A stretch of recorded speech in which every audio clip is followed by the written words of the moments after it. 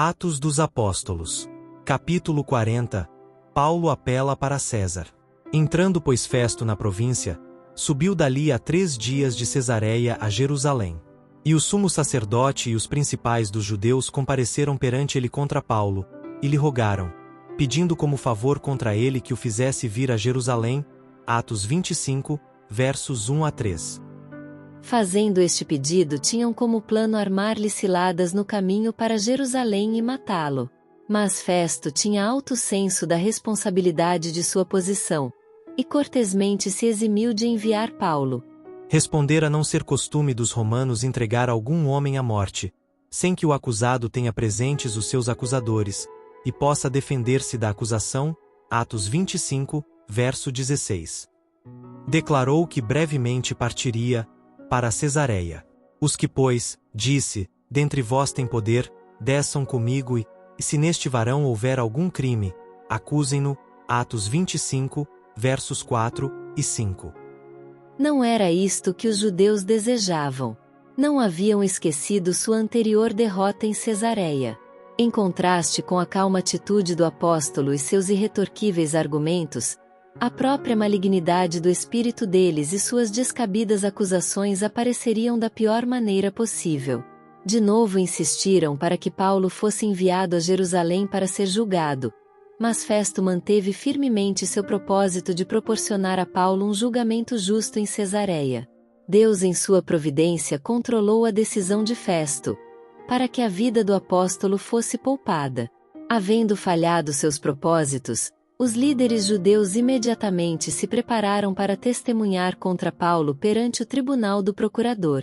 Havendo retornado a Cesareia, depois de poucos dias de permanência em Jerusalém, Festo no dia seguinte, assentando-se no tribunal, mandou que trouxessem Paulo.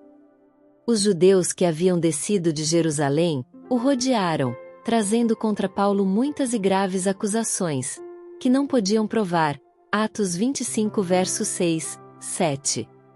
Estando nessa ocasião sem um advogado, os próprios judeus apresentaram suas acusações. Ao prosseguir o julgamento, o acusado com calma e mansidão mostrou claramente a falsidade das acusações.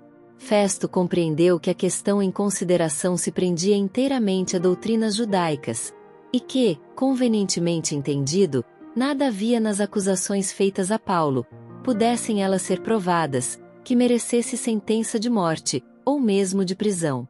Contudo, viu com clareza a tempestade de ódio que se levantaria se Paulo não fosse condenado ou entregue às mãos deles. Todavia Festo, querendo comprazer aos judeus, Atos 25, verso 9, voltando-se para Paulo, perguntou se estava disposto a ir a Jerusalém sob sua proteção, para ser julgado pelo Sinédrio. O apóstolo sabia que não podia esperar justiça do povo que, por seus crimes, estava atraindo sobre si a ira de Deus. Sabia que, como o profeta Elias, estaria mais seguro entre os pagãos do que com os que haviam rejeitado a luz do céu e endurecido o coração contra o Evangelho. Cansado de contendas, seu ativo espírito mal podia suportar as repetidas delongas e fatigante retardamento de seu julgamento e prisão. Decidiu, pois, valer-se de seu privilégio, como cidadão romano, de apelar para César. Em resposta à pergunta do governador, Paulo disse: Estou perante o tribunal de César, onde convém que seja julgado, não fiz agravo algum aos judeus, como tu muito bem sabes. Se fiz algum agravo, ou cometi alguma coisa digna de morte, não recuso morrer. Mas, se nada há das coisas de que estes me acusam, ninguém me pode entregar a eles. Apelo para César. Atos 25, versos 10 e 11. Festo nada sabia das conspirações dos judeus para matar a Paulo, e ficou surpreso com este apelo a César. Entretanto, as palavras do apóstolo puseram fim ao julgamento. Festo, tendo falado com o conselho, respondeu: Apelaste para César? Para César irás. Atos 25, verso 12. Assim foi que uma vez mais, por causa do ódio nascido do fanatismo e da justiça própria, um servo de Deus volta-se para os pagãos em busca de proteção. Foi este mesmo ódio que forçou o profeta Elias a buscar socorro da viúva de Sarepta, e levou os arautos do Evangelho a volver-se dos judeus, para proclamar a mensagem do Evangelho aos gentios. E este ódio o povo de Deus que vive neste século terá ainda que enfrentar. Entre muitos dos professos seguidores de Cristo, existe o mesmo orgulho, formalismo e egoísmo, o mesmo espírito de opressão que ocupou tão grande lugar no coração dos judeus. No futuro, homens que declaram ser representantes de Cristo tomarão atitude idêntica dos sacerdotes e príncipes no seu trato com Cristo e os apóstolos. Na grande crise por que deverão em breve passar, os fiéis servos de Deus encontrarão a mesma dureza de coração, a mesma determinação cruel, o mesmo ódio inflexível. Todo que nesse dia mau se dispuser a servir a Deus com destemor, segundo os ditames de sua consciência, necessitará de coragem, firmeza e do conhecimento de Deus e sua palavra. Pois os que forem fiéis a Deus serão perseguidos, seus motivos impugnados, desvirtuados seus melhores esforços e seus nomes repudiados como mal. Satanás trabalhará com todo o seu poder enganador para influenciar o coração e obscurecer o entendimento, a fim de que o mal pareça bem, e o bem mal.